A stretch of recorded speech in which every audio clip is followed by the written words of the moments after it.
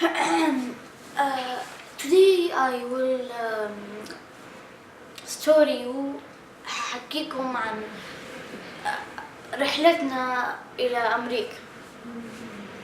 أول شيء وصلنا كده بالطيارة على مطار JFK جون اف كينيدي أظن.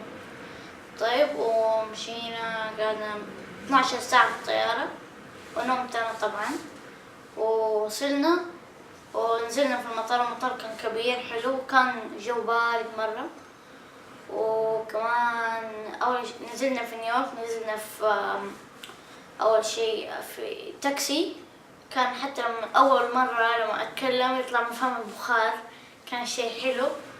وبعدين ركبنا زي التاكسي أو فان وركبنا، وبابا قال حنركب لوحدنا وما ركبنا لوحدنا عشان كنت أبى انسدح.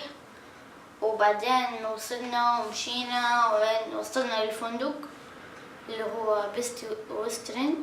بعدين كنا ننام عادي، وبعدين نصحى وسط الليل ونخرج، وأقول له بابا ليه نخرج وسط الليل الساعة 1 وكده. وبعدين لما نمشي 24 ساعة النور شغال في نيويورك، 24 ساعة. حتى لما تنام يعني أصحى كده الساعة 7 أقولها صباح، لكن صباح بشمس مع النور، وفي الليل برضو تلاقي نور نور نور. وبعدين يوم أظن كان تلوت رحنا صيدلية سوبر ماركتية، صيدلية وولجرين، أول صيدلية أدخلها في أمريكا، 4 أدوار، صيدلية سوبر ماركت، صيدلية سوبر ماركت. في حليب وفي كيت كات وفي تويكس وفي حتى كمان دخان وفي خمرة في الصيدلية، وفي كمان أدوية. طيب وبعدين قعدنا كم يومين.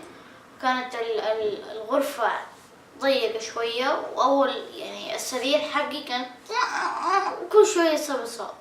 بعدين خرجنا من ذا الفندق، كان مرة فخم.